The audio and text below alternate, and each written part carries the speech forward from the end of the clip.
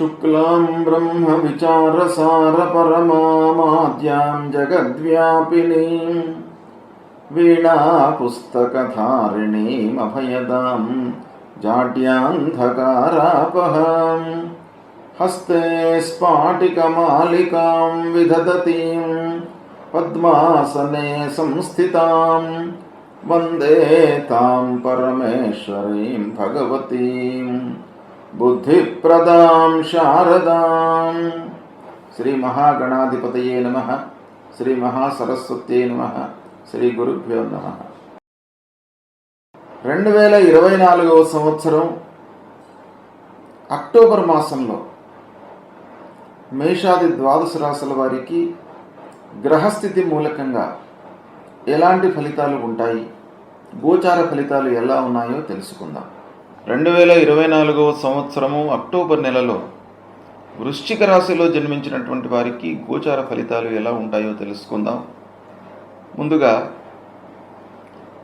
ఈ అక్టోబర్ మాసంలో వృశ్చిక రాశి వారికి గ్రహాలు ఏ స్థానాలలో సంచరిస్తున్నాయి, అందులో ఎన్ని గ్రహాలు అనుకూలంగా ఉన్నాయి, ఎన్ని ప్రతికూలంగా ఉన్నాయి, వాటి యొక్క ప్రభావం ఎలా ఉంటుంది, దానికి సంబంధించినటువంటి ఫలితాలు, సూచనలు, పరిహారాలపైన మనస్సు నిలుపుదాం. అయితే ఈ అక్టోబర్ మాసంలో వృశ్చిక రాశి వారికి 16వ తారీఖు వరకు సూర్యుడు ఏకాదశ స్థానంలో సంచరిస్తున్నాడు. ఇది అనుకూలమైనటువంటి సంచారం. తదనంతరము ద్వాదశ రాశిలోకి, ద్వాదశ స్థానంలోకి ప్రవేశిస్తున్నాడు. ఇది ప్రతికూలంగా ఉంటుంది. ఇక కుజుడు 8వ స్థానంలో, అష్టమ స్థానంలో, తదనంతరము భాగ్యస్థానంలో, అంటే కుజుడు అష్టమ నవమ స్థానాలలో సంచరిస్తున్నాడు, ప్రతికూలంగా ఉన్నాడు. ఇక గురువు సప్తమ స్థానంలో ఉన్నాడు. గురువు యొక్క స్థితి బాగా ఉంది. గురు సంచారం మూలకంగా అనుకూలమైనటువంటి ఫలితాలు ఉంటాయి. ఇక బుధుడు ఏకాదశ ద్వాదశ స్థానాలలో సంచరిస్తున్నాడు. ఈ సంచారం కూడాను అనుకూలంగానే ఉంటుంది.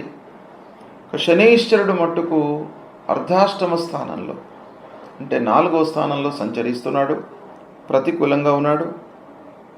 శుక్రుడు ద్వాదశ జన్మస్థానాలలో అనుకూలంగా సంచరిస్తున్నాడు. ఇక రాహువు పంచమ స్థానంలో ప్రతికూలంగా ఉన్నాడు. కేతువు ఏకాదశ స్థానంలో అనుకూలంగా ఉన్నాడు. ముఖ్యంగా శని అంగారకుడు అష్టమ భాగ్యస్థానాల్లో సంచరిస్తున్నాడు. అర్ధాష్టమ స్థానంలో శనైశ్వరుడు సంచరిస్తున్నాడు. రాహువు కూడాను పంచమ స్థానంలో ఉన్నాడు. ఈ విధంగా గ్రహస్థితి ఉంది. అయితే ఓవరాల్గా మనం చూసినట్టయితే గురువు, శుక్రుడు, బుధుడు, మొదటి 2 వారాలు సూర్యుడు, కేతువు మొత్తం కూడాను అనుకూలంగానే ఉన్నారు. కనుక ఎక్కువ గ్రహాలు అనుకూలంగానే ఉన్నాయి. ఈ మాసంలో శనికి సంబంధించినటువంటి స్థితి మినహాయించి మిగతా గ్రహాలు బాగానే ఉన్నాయి. అయితే ఓవరాల్గా మనం చూసినట్టయితే అనుకూల ఫలితాలు ఎక్కువగా సంభవించే అవకాశాలు ఉన్నాయి. కనుక ఈ రాశిలో, వృశ్చిక రాశిలో జన్మించినటువంటి వారి యొక్క పిల్లల వివాహాది శుభకార్యాల విషయంలో చేసేటువంటి ప్రయత్నాలు బాగా ఫలిస్తాయి. శుభకార్యాలు చేస్తారు, శుభకార్యాలకు హాజరవుతారు. ఇక వృశ్చిక రాశిలో జన్మించినటువంటి వారికి కూడాను వివాహము జరిగేటువంటి అవకాశము ఉంది. ఎన్నో రోజుల నుంచి మీరు సంబంధాలు చూస్తుండవచ్చును. ఈ మాసంలో మీకు నిశ్చయమయ్యేటువంటి అవకాశాలు ఉన్నాయి. ఈ అక్టోబర్ మాసంలో నిశ్చయమయ్యి నవంబర్, డిసెంబర్ ఆ ప్రాంతంలో వివాహం జరిగేటువంటి అవకాశం బాగా కనబడుతుంది. ఇక సమాజంలో మంచి పేరును సంపాదిస్తారు. నేమ్ అండ్ ఫేమ్ బాగా పొందేటువంటి అవకాశము ఈ మాసంలో కనబడుతుంది. ఇకపోతే సమాజంలో మంచి స్థాయిలో ఒక ఉన్నతమైనటువంటి స్థాయిలో ఉన్నటువంటి వారితో మీకు సాహచర్యం ఏర్పడుతుంది, స్నేహ సంబంధాలు ఏర్పడతాయి. తద్వారా మీకు కార్య సాఫల్యము గోచరిస్తుంది, పనులు నెరవేరుతాయి. ఇక ముఖ్యంగా 1-2 వారాలు, సూర్యుడు మొదటి 2 వారాలు అనుకూలంగా ఉన్నాడు, 3-4 వారాలు ప్రతికూలంగా ఉన్నాడు. కనుక 1-2 వారాలలో సూర్యుడు అనుకూలంగా ఉన్నప్పటికీ ఆ సమయంలో అంగారకుడు అష్టమ స్థానంలో ఉన్నాడు. కాబట్టి బంధువర్గంతో మీరు జాగ్రత్తగా ఉండాలి. బంధువర్గంతో వైషమ్యాలు, మనస్పర్ధలు, మిస్గైడ్ చేయడము మిమ్మల్ని, ఇలాంటివి జరిగే అవకాశాలు ఉన్నాయి. కాబట్టి కొంత జాగ్రత్త పడండి. వాహనముల మూలకంగా ఇబ్బందులు, అనవసరమైనటువంటి రిపేర్లు ముందుకు రావడము, తద్వారా ఫోర్స్డ్గా ఖర్చులు పెట్టవలసినటువంటి పరిస్థితి ఏర్పడుతుంది. ఇక వ్యవసాయదారులకు కూడాను ఖర్చులు పెరిగేటువంటి అవకాశాలు ఉన్నాయి. కనుక వ్యవసాయదారులు కూడాను జాగ్రత్తగా ఆలోచించి నిర్ణయాలు తీసుకోవాలి. ఇక రాబడి కొంత సంతృప్తిగానే ఉంటుంది వ్యవసాయదారులకు. అయినప్పటికీ అనవసరమైనటువంటి ఖర్చులు ఉన్నంత వరకు రాబడి ఎంత ఉన్నప్పటికీ మనకు ముఖ్యమైనటువంటి పనులు చేసేటువంటి సమయంలో డబ్బు చేతిలో ఉండకపోవడంతో మనస్తాపానికి గురయ్యేటువంటి అవకాశాలు ఉంటాయి. కాబట్టి ఖర్చులను నియంత్రించుకోవడం చాలా అవసరము. ఇక మొదటి 2 వారాలలో వ్యాపారస్తులకు అనుకూలంగా ఉంది. వ్యాపారము సంతృప్తిగా కొనసాగుతుంది, లాభదాయకంగా ఉంటుంది. 3-4 వారాల్లో క్రయ విక్రయాలు కొంత మధ్యస్థంగా ఉంటాయి, స్తబ్దత కనబడుతుంది. ఇక ఇంటి వాతావరణము మీకు చాలా సంతృప్తిని ఇచ్చేటువంటి అంశం. ఇంటి వాతావరణం మీకు బాగా ఉంటుంది. భార్య, పిల్లలు, కుటుంబ పెద్దలతో సఖ్యతతో ఉంటారు. వారి యొక్క సూచనలు, సలహాలు అన్ని రకాలుగా మీకు ఉపయోగపడతాయి. ఇక తీర్థయాత్రలు, విహారయాత్రలు చేయాలి అనేటువంటి సంకల్పము ప్రబలంగా మీకు మనస్సు లోపల ఉద్భవిస్తుంది. అయితే కొన్ని ఆర్థిక పరిస్థితుల మూలకంగా కొంత ఆలస్యం జరిగే అవకాశాలు ఉన్నాయి. అయినప్పటికీ విహారయాత్రలు, తీర్థయాత్రలు, సద్గురువులను సందర్శించుకోవడము, దేవతా దర్శనాలు ఇవన్నీ కూడాను మీకు ఈ మాసంలో కలిసి వస్తాయి. ఇక ఉద్యోగస్తులకు, ఆల్రెడీ ఉద్యోగం చేస్తున్నటువంటి వారికి 1-2 వారాలు కొంత అనుకూలంగా ఉంటాయి. ఆఫీసులో తోటి ఉద్యోగులతో సఖ్యత, స్నేహభావంతో ఉంటారు. తర్వాత పై అధికారులతో కూడాను మీకు మంచి సంబంధం ఏర్పడుతుంది. పై అధికారులు మిమ్మల్ని గుర్తిస్తారు, మీ పనితనాన్ని గుర్తిస్తారు. ఇక 3-4 వారాలలో కొంత జాగ్రత్తలు తీసుకోవాలి. 3-4 వారాలలో ముఖ్యంగా ఆరోగ్య విషయమై జాగ్రత్తలు తీసుకోండి. పని భారం పెరిగేటువంటి అవకాశాలు ఉన్నాయి. ఉద్యోగస్తులకు, వ్యాపారస్తులకు, స్వయం వృత్తిలో ఉన్నటువంటి వారికి అందరికీ కూడాను ఈ 3-4 వారాలలో పని భారం పెరుగుతుంది.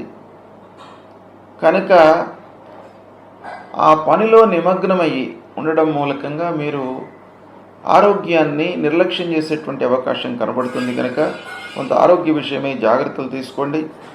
ఇక ఆదాయంలో అస్థిరత మట్టుకు ఉంది, అంటే హెచ్చు తగ్గులు ఉన్నాయి.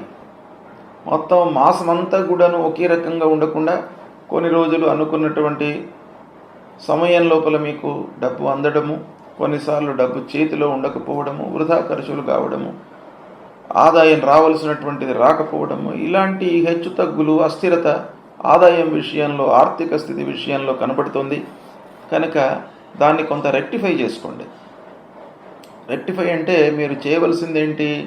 ఖర్చులను నియంత్రించుకోవడం, దానిపైన మీరు మనస్సు నిలపడము, ఆదాయం పెంచుకోవడము, ఈ రెండింటిపై మీరు మనస్సు నిలుచుకున్నట్టయితే ఈ అస్థిరత అనేటువంటిది కొంత బ్యాలెన్స్ అయిపోతుంది. పొదుపుపై మనసు నిలపండి. ముఖ్యంగా పొదుపు అనేటువంటిది చాలా ముఖ్యమైనది. మీకు అన్ని రకాలుగా కలిసి వస్తుంది.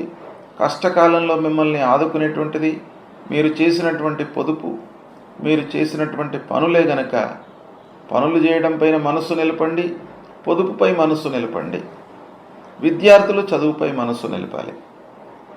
ఇక వృధా ప్రయాణాల మూలకంగా అలసట గోచరిస్తుంది కనుక అనవసరం అనుకున్నట్టయితే ఆ ప్రయాణాలను వాయిదా వేసుకోండి. ఈ విధంగా గ్రహస్థితి తద్మూలకంగా ఫలితాలు ఉన్నాయి కనుక ఈ వృశ్చిక రాశిలో జన్మించినటువంటి వారికి ముఖ్యంగా అంగారకుడు అష్టమ భాగ్యస్థానాలలో సంచరిస్తున్నాడు.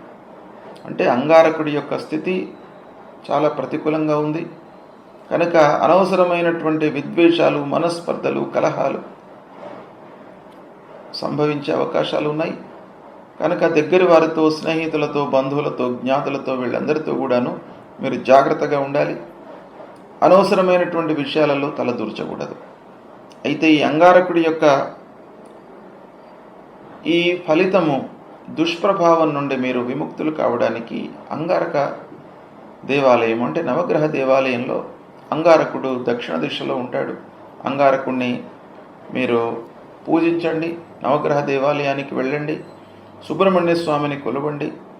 ధరణీ గర్భ సంభూతం విద్యుత్ కాంచన సన్నిభం కుమారం శక్తిహస్తంచ మంగళం ప్రణమామ్యహం అనేటువంటి ఈ మూలమంత్రాన్ని ప్రతినిత్యం కూడాను మీరు జపించే ప్రయత్నాలు చేయండి. తద్వారా అంగారకుడు ఆ పరిహారం జరిగినట్టయితే మీ లోపల ధైర్య సాహసాలు వస్తాయి. అనవసరమైనటువంటి పనులలో మీరు తల దూర్చకుండా ఉంటారు. ఆ భగవంతుడి యొక్క అనుగ్రహం లభిస్తుంది. మీరు చేసే ప్రయత్నాలు మీరు చేయాలి. దాని తర్వాత భగవంతుడిపై మనస్సు నిలిపి భక్తితో ఆ దేవాలయానికి వెళ్ళడం మూలకంగా మీకు దుష్ప్రభావము తగ్గే అవకాశం ఉంటుంది. ఇక అర్ధాష్టమ స్థానంలో శనైశ్చరుడు. ఇది ప్రతికూలమైనటువంటి సంచారం గనుక శని మీకు అనవసరమైనటువంటి శ్రమకు కారకుడవుతాడు, ఆర్థిక స్థితికి కారకుడవుతాడు. కనుక ఈ రెండు కూడాను మనకు ప్రధానమైనటువంటి విషయాలు. మనిషి పైకి రావాలి, అభివృద్ధి పథంలో పయనించాలి అని అంటే ఆర్థిక స్థితి అనేటువంటిది చాలా ముఖ్యమైనటువంటిది. కనుక శని ప్రభావం మూలకంగా మీకు అనవసరమైనటువంటి ఖర్చులు, సౌఖ్యం లేకపోవడము ఇలాంటివి కొన్ని ఉంటాయి. కనుక శని ప్రీత్యర్థమై నవగ్రహ దేవాలయానికి వెళ్ళండి. నవగ్రహ దేవాలయంలో పశ్చిమ దిశ లోపల శనేశ్వరుడి యొక్క విగ్రహం ఉంటుంది. ఆ విగ్రహం పైన నువ్వుల నూనె పోసి ఆ శనేశ్వరుడికి పూజించండి. తర్వాత ఆంజనేయ స్వామిని కొలవండి. అంటే నవగ్రహ దేవాలయానికి వెళ్ళి ఆ శనేశ్వరుని పూజించిన తర్వాత మళ్ళీ కాళ్ళు కడుక్కోండి. కడుక్కున్న తర్వాత మళ్ళీ మీరు ఆంజనేయ స్వామి దేవాలయానికి వెళ్ళండి. ఆంజనేయ స్వామిని కూడాను 3 సార్లు ప్రదక్షిణం చేసుకున్నట్టయితే మీకు ఆంజనేయ స్వామి ధైర్యాన్ని, సాహసాన్ని మీకు ఇస్తాడు. అంటే ఎన్ని ఆపత్తులు, ఎన్ని ఇబ్బందులు కలిగినప్పటికీ మీ లోపల మనోధైర్యానికి ఆంజనేయ స్వామి కారకుడవుతాడు. కనుక ఆంజనేయ స్వామి యొక్క అనుగ్రహము మీకు చాలా అవసరము. కనుక ప్రతినిత్యం కూడాను ఆంజనేయ స్వామిని కొలవండి. ఆంజనేయ స్వామి దేవాలయానికి వెళ్ళండి. వీలైతే ప్రతినిత్యం కూడాను ఆ శనైశ్వరుడికి సంబంధించిన మూలమంత్రాన్ని జపించుకోండి. నీలాంజన సమాభాసం రవిపుత్రం యమాగ్రజం ఛాయా మార్తాండ సంభూతం తం నమామి శనైశ్చరం అనేటువంటి మూలమంత్రాన్ని పఠించండి. ఇక రాహు పంచమ స్థానంలో ఉన్నాడు. విద్యార్థులకు ఇది కొంత ఇబ్బందికరమైనటువంటి సంచారం. కనుక విద్యార్థులు ముఖ్యంగా కాంపిటేటివ్ ఎగ్జామ్స్కు ప్రిపేర్ అవుతున్నటువంటి వాళ్ళు, ఇంకా ఏదైనా కూడాను ఉద్యోగ నిమిత్తము లేదా హయ్యర్ ఎడ్యుకేషన్ నిమిత్తము ప్రిపేర్ అవుతున్నటువంటి వాళ్ళు అమ్మవారి దేవాలయానికి వెళ్ళండి. అమ్మవారిని కొలవండి. తప్పకుండా మీకు ఆ చదువుల తల్లి అనుగ్రహిస్తుంది, చదువు వస్తుంది. దేవాలయానికి వెళుతూనే మీరు నిరంతరం కూడాను చదువుపై మనస్సు నిలపండి. తప్పకుండా ఆ గురు భగవానుడి యొక్క అనుకూలం ఉంది కాబట్టి తప్పకుండా మీకు మంచి జరుగుతుంది. అమ్మవారి దేవాలయానికి వెళ్ళినప్పుడు అర్ధకాయం మహావీర్యం చంద్రాదిత్య విమర్దనం సింహికా గర్భ సంభూతం తం రాహుం ప్రణమామ్యహం అనేటువంటి మూలమంత్రాన్ని పఠించండి. ఆ దుర్గామాతకు సంబంధించినటువంటి శ్లోకాన్ని కూడాను, స్తోత్రాన్ని కూడాను పఠిస్తూ ఒక 3 ప్రదక్షిణాలు చేసుకోండి అమ్మవారి దేవాలయంలో. దుర్గే స్మృతా హరతి భీతిమశేష జంతో స్వస్థై స్మృతా మతిమతీవ శుభాన్ దదాసి దారిద్ర్య దుఃఖ భయహారిణికాత్వదన్య సర్వోపకార కరణాయ సుధార్ద్ర చిత్త. ఈ మూలమంత్రాన్ని, ఈ శ్లోకాన్ని జపిస్తూ అమ్మవారి దేవాలయానికి వెళ్ళి 3 ప్రదక్షిణాలు చేయండి.